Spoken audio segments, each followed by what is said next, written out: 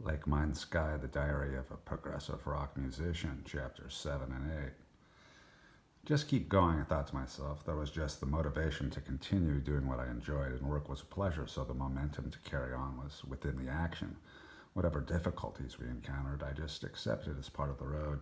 We walked down the main road back to the crappy hotel. We knew we'd be rocking and rolling and impressing some of these fashionable girls we passed tonight at the gate. We didn't have our band uniforms on, so we looked just like ordinary blokes our age in the street. We were nobodies now, but come sundown, we'd be on stage. I dozed on the sofa, and John sat back on this new thing called a beanbag, and Thomas and Mike lay in bed. We didn't have much space. 2 chairs and a little coffee table. TV was just a few local stations and the national news. There was the radio, and we could hear what our band might be someday.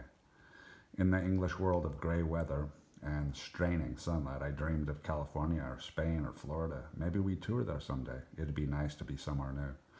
So I was sitting on the beach in Miami, joint in hand, tropical cocktail in the other, the day after a successful concert to thousands of people. I was relaxed and enlightened. Several beautiful women were lined up as prospective wives, and I just bought a luxury flat in a high-rise. I'd got it made, and the universe opened up to all its secrets. I was having my cake and eating it too, financially and spiritually. When I woke up, John cussed as a string broke on my guitar as he'd been noodling around on some riffs. There's some strings in my suitcase, I told him. We all had tea and then dressed up for the Brighton gig.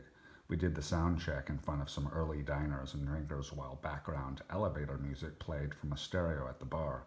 The orchestrator was acting up, and John had to rearrange the tape reels inside and tighten some screws which had loosened up during the trip there.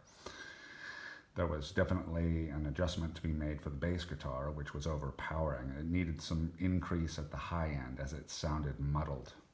An additional mic was needed to be taped to the main one to balance the flute.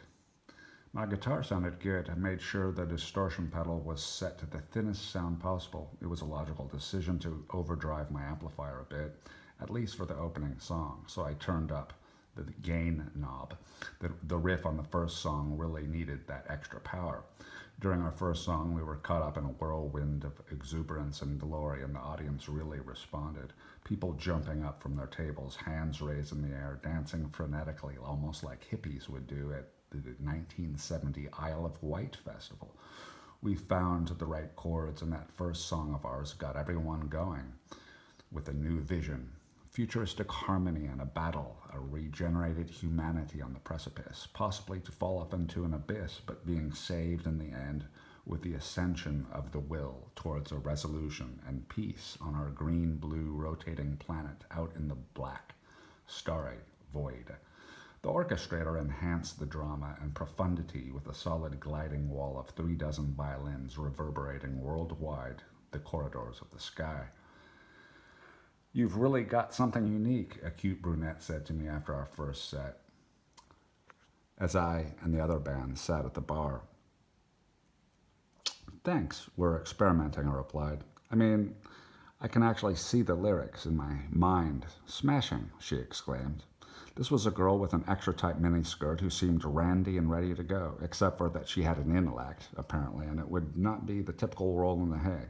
Oh, I wouldn't expect her to immediately go to bed with me, but I think that was certainly leading to that.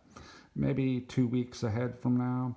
We couldn't, of course, smoke marijuana in the ballroom, so we went outside. Fragrant sea breeze and refreshing night crisp air, and her